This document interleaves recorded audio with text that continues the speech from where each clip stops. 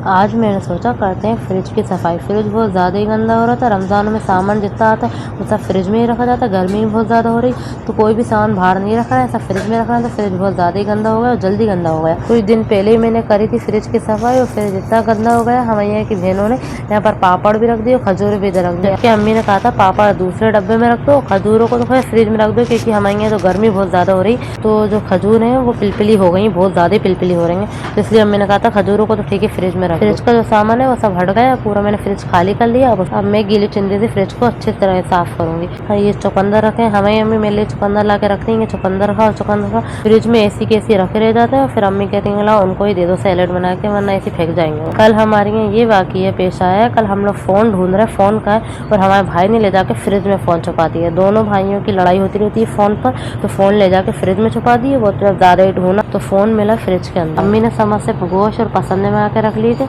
अम्मी कह रहे थे कि एक दिन गोश्त बनाएंगे, दूसरे दिन कोफ्ते बनाएंगे। मैंने फ्रिज का प्लग निकाल दिया था, फिर पानी भर लिया था। पानी भरने के बाद मैं अब 3 दिन में करने लगी फ्रिज को साफ। रमजानों में तो फ्रिज को 3-4 दिन में साफ करते ही रहना चाहिए, क्योंकि फ्रिज में इससे स्मेल भी नहीं आती, सामान भी बिल्कुल सही जमा रहता है। अगर हम फ्रिज को साफ नहीं करते तो उसमें स्मेल भी आने लगती है, और जो सामान रखा है तो उसमें भी स्मेल आने लगती है। मैं तो 3-4 दिन में साफ कर लेती हूँ फ्रिज को, और आम दिनों में करती हूँ मैं 4-1 दिन में साफ करती हूँ, क्योंकि हमारी माशाल्लाह बड़ी फैमिली है तो सामान वामान तो ज़्यादा रखा ही रहता है, तो इसलिए फिर भी मुझे करना पड़ता है। फ्रिज को बार बार साफ करने से फ्रिज लंबे टाइम तक नया और साफ सुथरा दिखता है, और अंदर से ही नहीं बाहर से भी साफ सुथरा रखना चाहिए। जो जॉइंट पार्ट्स है मैं उनको फ्रिज में साफ कर रही हूँ, और जो निकल जाते हैं मैं उनको बाहर से धोऊंगी।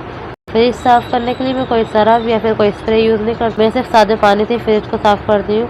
जैसे कि मैंने बताया था कि मैं 2-3 दिन में साफ कर लेती हूँ, तो पानी से साफ हो जाता है, ज़्यादा सरफ की कोई ज़रूरत नहीं पड़ती। ये जो पार्ट्स है वो साफ हो गया। मैं ये और ये वाले पार्ट्स को निकाल के बाहर धोऊंगी। फिर मैंने सोचा कि ये जो पार्ट्स है ये इतना गंदा नहीं हो रहा, तो मैं इसको फ्रिज में साफ कर लेती हूँ। जो एक और पार्ट्स है वो थोड़ा सा गंदा हो रहा, तो मैं उसको बाहर धोऊंगी।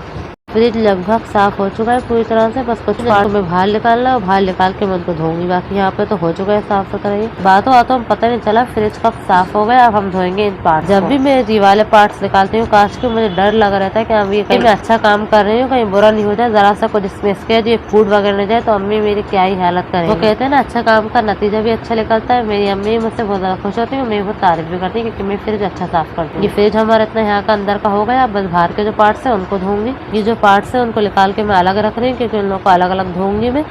अब अंदर वाले डोर की बारी है, अब मैं उसको साफ करूँगी। मैंने पानी ले लिया है, पानी से लेके अच्छी तरीके से साफ करूँगी। मेरा फ्रिज इतना गंदा नहीं होता, तो बस थोड़ा थोड़ा हाथ फेरना रहता है। सामने वाले जो पार्ट्स है वो ज़्यादा गंदे होते हैं, ये वाला इतना गंदा नहीं होता। वहाँ पे क्योंकि सामान रखा रहता है, इसमें से बोतलें वगैरह जमती है, तो इससे इतना गंदा नहीं होता। कांच वाले जो पार्ट्स थे मैंने उनको धो लिए थे बहुत आराम से, बहुत ज़्यादा मैंने धीरे धीरे उनको धोया, और धोने के बाद उनको अलग हटा कर रखा, क्योंकि तो 2 वाले जो थे वो वाले पार्ट्स कांच के थे, बाकी वो फाइबर के थे। तो ये ले मेरा हो गया पूरा फ्रिज साफ, और मैंने जो पार्ट्स थे उनको भी जमा दिया। अब बारी है फ्रिज के अंदर सामान सेट करने की। अब बारी है फ्रिज के अंदर सामान सेट करने की। जो केले हम इनको रखेंगे ये वाले बॉक्स में। बटर को हम यहाँ पे रखेंगे, क्योंकि हम यहाँ पर टमाटर वाली बास्केट रखेंगे, फिर हम ये टमाटर वाली बास्केट जमा देंगे। जो सब्जी है वो अम्मी हम लोग लेके आए थे, वो हम नीचे वाले बॉक्स में रखेंगे। बॉक्स में नीचे नहीं आ पाई थी तो मैंने अंदर वाले में रख दी। और यहाँ पालक की भाजी वो हम इसके अंदर रखेंगे, वहाँ भाजी रख दी। और यहाँ पर अनार वगैरह रख दी कुछ। और ये है कोतमीर, हमें कोतमीर अलग से तोड़वा कर रख देंगे, तो ये बॉक्स के अंदर रखेंगे हम कोतमीर। हमें नींबू को एक डब्बे के अंदर पानी भरवा के रख देंगे फ्रिज में, इससे नींबू खराब नहीं होते और लंबे टाइम तक चलते हैं। तो हम इसको इस तरह रखते हैं फ्रिज के। फ्रिज तो पूरी तरह से ओवरलोड हो गया, भर चुका है ज़्यादा फ्रिज। इसमें जगह ऊपर थी तो हमने ऊपर वाले सेक्शन में जमा दी। फ्रिज जो था वो हो गया पूरा साफ। अब ऊपर वाले डोर की बारी है, तो ऊपर वाला डोर साफ सुथरा ही है, इतनी सफाई की जरूरत नहीं थी, तो मैंने उसको साफ नहीं कर। अंदर का फ्रिज हो गया साफ, और मैं ऊपर की सफाई कर रही थी। यहाँ पर धूल बहुत ज्यादा जम जाती है, बार बार झाड़ू लगती है, घर में धूल उड़ के सामान में लग जाती है। लीजिए तो मेरा जो फ्रिज था वो हो गया पूरा साफ सुथरा, पूरा क्लीन कर दिया मैंने। जो सामान लेकर आया था वो भी सेट हो गया पूरा। जो हमने नया सामान मंगाया था तो हमने वो सामान सेट कर दिया है। मेरा पूरी तरह सामान और सब सेट हो गया। फ्रिज जो था वो तो हो गया साफ। आज के लिए इतना ही, अल्लाह हाफिज।